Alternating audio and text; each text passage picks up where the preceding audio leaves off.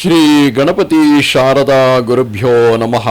ಯತ್ರ ಯೋಗೇಶ್ವರ ಕೃಷ್ಣೋ ಯತ್ರ ಪಾರ್ಥೋ ಧನುರ್ಧರಃ ತತ್ರ ಶ್ರೀ ವಿಜಯ ಭೂತಿರ್ಧ್ರುವಾನೀತಿರ್ಮತಿರ್ಮಮ.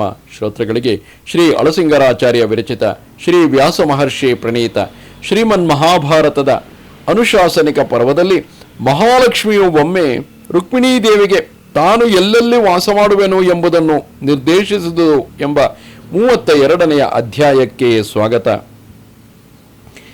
ತಿರುಗಿ ಯುಧಿಷ್ಠಿರನು ಭೀಷ್ಮನನ್ನು ಕುರಿತು, ಪಿತಾಮಹ, ಲಕ್ಷ್ಮಿಯು ಎಂತಹ ಪುರುಷರಲ್ಲಿ ಹಾಗೂ ಎಂತಹ ಸ್ತ್ರೀಯರಲ್ಲಿ ನೆಲೆಗೊಂಡಿರುವಳು ಎನ್ನಲು ಭೀಷ್ಮನು ಹೇಳುತ್ತಾನೆ. ಯುಧಿಷ್ಠಿರ, ಇದೇ ವಿಷಯದಲ್ಲಿ ಹಿಂದೆ ನಡೆದ ಒಂದು ಸಂಗತಿಯನ್ನು ನಾನು ಕೇಳಿದ ರೀತಿಯಲ್ಲಿ ನಿನಗೆ ತಿಳಿಸುವೆನು. ಹಿಂದೊಮ್ಮೆ ಪ್ರದ್ಯುಮ್ನನ ತಾಯಿಯಾದ ಅಂದರೆ ಶ್ರೀಕೃಷ್ಣನ ಪತ್ನಿಯಾದಂತಹ ರುಕ್ಮಿಣೀ ದೇವಿಯು ತನ್ನ ಪತಿಯಾದ ಕೃಷ್ಣನ ಬಳಿಯಲ್ಲಿ ಕುಳಿತಿದ್ದಳು. ಅದೇ ಸಮಯದಲ್ಲಿ ಶ್ರೀಮನ್ನಾರಾಯಣನ ತೊಡೆಯ ಮೇಲೆ ದಿವ್ಯ ಕಾಂತಿಯಿಂದ ಬೆಳಗುತ್ತಾ ಕಮಲಕ್ಕೆ ಸಮಾನವಾದ ಮುಖ ಸೌಂದರ್ಯದಿಂದ ಶೋಭಿಸುತ್ತಿದ್ದ ಲಕ್ಷ್ಮೀದೇವಿಯು ಇವಳ ಕಣ್ಣಿಗೆ ಗೋಚರಿಸಿದಳು. ಅವಳ ರೂಪವನ್ನು ನೋಡಿ ರುಕ್ಮಿಣಿಯು ಆಶ್ಚರ್ಯಭರಿತಳಾಗಿ, ಓ ಮಹಾಲಕ್ಷ್ಮಿ, ನೀನು ಲೋಕನಾಥನ ಪತ್ನಿ, ಭೃಗುವಿನ ಮಗಳು, ನೀನು ಎಂತಹ ಪ್ರಾಣಿಗಳಲ್ಲಿ ನೆಲೆಗೊಂಡಿರುವೆ, ಯಾರನ್ನು ನೀನು ನಿರಾಕರಿಸುವೆ, ಇದರ ತತ್ವವನ್ನು ನನಗೆ ತಿಳಿಸಬೇಕು ಎಂದಳು. ಆಗ ಲಕ್ಷ್ಮಿಯು ಹೇಳುತ್ತಾಳೆ, ಆ ಶ್ರೀಕೃಷ್ಣನ ಮುಂದೆಯೇ ಮಧುರ ವಾಕ್ಯಗಳಿಂದ ಹೇಳುತ್ತಿರುವಳು. ಓ ಶೋಭನಾಂಗಿ ರುಕ್ಮಿಣಿಯನ್ನು ಕುರಿತು, ನಾನು ಯಾವಾಗಲೂ ಚಟುವಟಿಕೆ ಉಳ್ಳವನಲ್ಲಿಯೂ ಸಮರ್ಥನಲ್ಲಿಯೂ ಕಾರ್ಯನಿಪುಣನಲ್ಲಿಯೂ ಸದಾ ಕೆಲಸ ಮಾಡುತ್ತಿರುವವನಲ್ಲಿಯೂ ನೆಲೆಸಿರುವೆನು.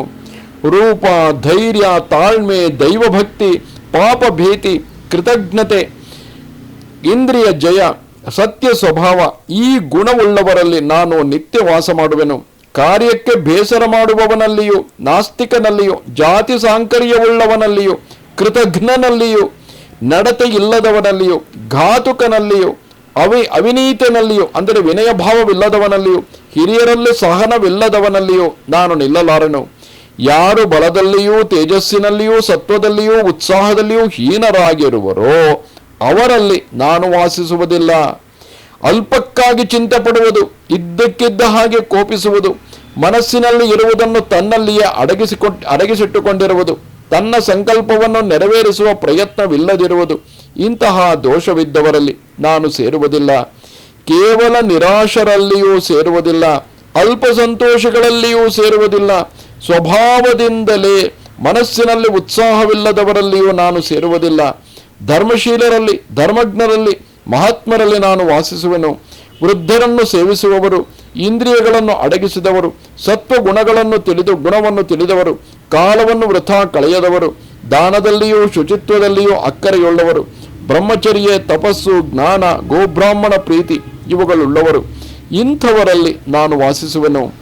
ಒಳ್ಳೆಯ ರೂಪವುಳ್ಳವರು, ಶಾಂತಿ ಗುಣವುಳ್ಳವರು, ದೇವಬ್ರಾಹ್ಮಣರಲ್ಲಿ ಭಕ್ತಿಯುಳ್ಳವರು, ಮನೆಗಳನ್ನು ಮನೆಯ ಪದಾರ್ಥಗಳನ್ನು ಶುಚಿಯಾಗಿ ಇಟ್ಟುಕೊಂಡು ಗೋವುಗಳನ್ನು ಧಾನ್ಯಾದಿಗಳನ್ನು ಅಕ್ಕರೆಯಿಂದ ಕಾಪಾಡತಕ್ಕವರು ಆದ ಸ್ತ್ರೀಯರಲ್ಲಿ ನಾನು ವಾಸಿಸುವೆನು.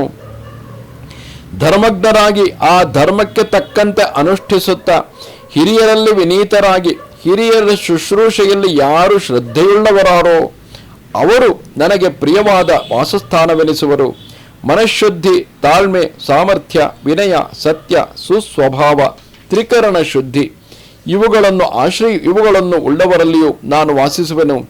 ಮನೆಯ ಸಾಮಗ್ರಿಗಳನ್ನೆಲ್ಲ ಸಿಕ್ಕಿದ ಕಡೆಯಲ್ಲಿ ಬಿಸಿಡುವುದು, ವಿಮರ್ಶೆಯಿಲ್ಲದೆ ಕೆಲಸ ಮಾಡುವುದು, ಯಾವಾಗಲೂ ಗಂಡನಿಗೆ ಎದುರು ಮಾತಾಡುವುದು, ಯಾವಾಗಲೂ ಇತರರ ಮನೆಗೆ ಹೋಗುವುದರಲ್ಲಿಯೇ ಆತುರಗೊಂಡಿರುವುದು, ಲಜ್ಜೆ ಇಲ್ಲದಿರುವುದು, ಇಂತಹ ಸ್ತ್ರೀಯರನ್ನು ನಾನು ತೊರೆದು ಬಿಡುವೆನು.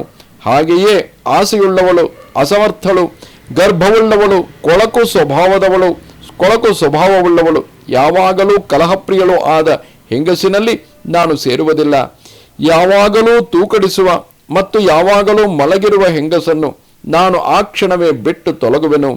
ಸತ್ಯವಾಕ್ಕು, ನೋಟಕ್ಕೆ ಅಂದವಾಗಿರುವುದು, ಸೌಭಾಗ್ಯದಿಂದಲೂ ಗುಣದಿಂದಲೂ ಕೂಡಿರುವುದು, ಪಾತಿವೃತ್ಯ, ಶುಭವಾದ ನಡತೆ, ಶುದ್ಧವಾದ ಉಡುಗೆ ತೊಡುಗೆಗಳು ಇವುಗಳನ್ನುಳ್ಳ ಸ್ತ್ರೀಯರಲ್ಲಿ ನಾನು ನೆಲೆಯಾಗಿರುವೆನು.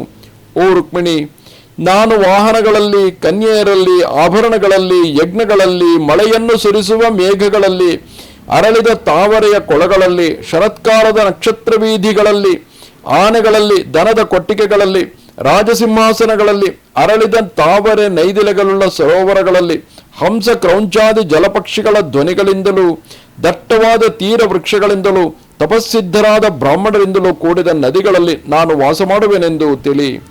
ಜಲ ಸಮೃದ್ಧಿಯುಳ್ಳ ಸ್ಥಳಗಳಲ್ಲಿಯೂ ನಾನು ಯಾವಾಗಲೂ ಇರುವೆನು. ಸಿಂಹಗಳು ಆನೆಗಳು ಬಂದಿಳಿಯತಕ್ಕ ಜಲಾಶಯದಲ್ಲಿ ನಾನಿರುವೆನು. ಅಂದರೆ ಎಲ್ಲೆಲ್ಲಿ ಸಮೃದ್ಧಿ ಇರುವುದೋ ಅಲ್ಲೆಲ್ಲ ಲಕ್ಷ್ಮಿ ನೆಲೆಸಿರುವಳು ಎಂದು ಅರ್ಥ. ಮದದಾನೆಗಳು, ಒಳ್ಳೆಯ ಜಾತಿಯ ಎತ್ತುಗಳು, ರಾಜರು, ರಾಜರ ಆಸನಗಳು, ಸತ್ಪುರುಷರು ಇವರೊಳಗೆಲ್ಲ ನಾನು ಇರುವೆನು. ಯಾವ ಮನೆಯಲ್ಲಿ ಜನರು ಅಗ್ನಿಹೋತ್ರವನ್ನು ನಡೆಸುವರೋ, ಗೋಬ್ರಾಹ್ಮಣ ದೇವತೆಗಳನ್ನು ಪೂಜಿಸುವರೋ, ಕಾಲ ಕಾಲಕ್ಕೆ ಪುಷ್ಪಾರ್ಚನೆಗಳನ್ನು ನಡೆಸುತ್ತಿರುವರೋ ಆ ಮನೆಯಲ್ಲಿ ನಾನು ನಿತ್ಯವೂ ವಾಸಿಸುವೆನು. ವೇದಾಧ್ಯಯನ ನಿರತರಾದ ಬ್ರಾಹ್ಮಣರಲ್ಲಿಯೂ, ಧಾರ್ಮಿಕನಾದ ಕ್ಷತ್ರಿಯನಲ್ಲಿಯೂ, ಕೃಷಿ ವಾಣಿಜ್ಯಗಳಲ್ಲಿ ನಿರತನಾದ ವೈಶ್ಯನಲ್ಲಿಯೂ, ಇತರ ವರ್ಗದವರ ಶುಶ್ರೂಷೆಯಲ್ಲಿ ಇರುವ ಶೂದ್ರರಲ್ಲಿಯೂ ನಾನು ವಾಸ ಮಾಡುವೆನು. ನಾನು ಶ್ರೀಮನ್ನಾರಾಯಣನಿಗೆ ಶರೀರಭೂತಳಾಗಿ ಸರ್ವಭಾವದಿಂದಲೂ ಅವನಲ್ಲಿ ನೆಲೆಗೊಂಡಿರುವೆನು. ಆ ಶ್ರೀಮನ್ನಾರಾಯಣನಲ್ಲಿಯೇ ಎಲ್ಲ ಧರ್ಮಗಳು ನೆಲೆಗೊಂಡಿರುವುದು ಮತ್ತು ಅವನು ಬ್ರಾಹ್ಮಣ ಪ್ರಿಯನು. ಎಲ್ಲರಿಗೂ ಆಸೆ ಹುಟ್ಟಿಸತಕ್ಕ ಪರಮ ವಸ್ತುವೇ ಅವನು. ಓ ರುಕ್ಮಿಣಿ, ನಾನು ಅವನಲ್ಲಿ ಹೊರತು ಬೇರೆಲ್ಲಿಯೂ ನನ್ನ ಶರೀರದಿಂದ ವಾಸಿಸತಕ್ಕವಳಲ್ಲ. ನನ್ನ ಮನಸ್ಸಿನಿಂದ ಯಾರಲ್ಲಿ ನಾನು ನೆಲೆಗೊಳ್ಳುವೆನೋ ಆ ಮನುಷ್ಯನು ಧರ್ಮಾರ್ಥಗಳಲ್ಲಿಯೂ ಯಶಸ್ಸಿನಲ್ಲಿಯೂ ತನ್ನ ಅಭೀಷ್ಟಗಳಲ್ಲಿಯೂ ಮೇಲೆ ಮೇಲೆ ವೃದ್ಧಿಗೆ ಬರುವನು. ನಾನು ಹೀಗೆಯೇ ಇರುವೆನೆಂದು ಹೇಳುವುದಕ್ಕೂ ಸಾಧ್ಯವಲ್ಲ. ಆದ್ದರಿಂದಲೇ ಲಕ್ಷ್ಮೀದೇವಿ ಚಂಚಲೆ ಎಂದು ಹೇಳುವುದು. ಇದು ಮಹಾಭಾರತದ ಅನುಶಾಸನಿಕ ಪರ್ವದ 32ನೆಯ ಅಧ್ಯಾಯವು. ನಮಸ್ತೆ ಶಾರದೆ ದೇವಿ ಕಾಶ್ಮೀರ ಪುರವಾಸಿನಿ ತ್ವಾಮಹಂ ಪ್ರಾರ್ಥಯೇ ನಿತ್ಯಂ ವಿದ್ಯಾದಾನಂಚ ದೇಹಿಮೆ. ನಮಸ್ಕಾರ.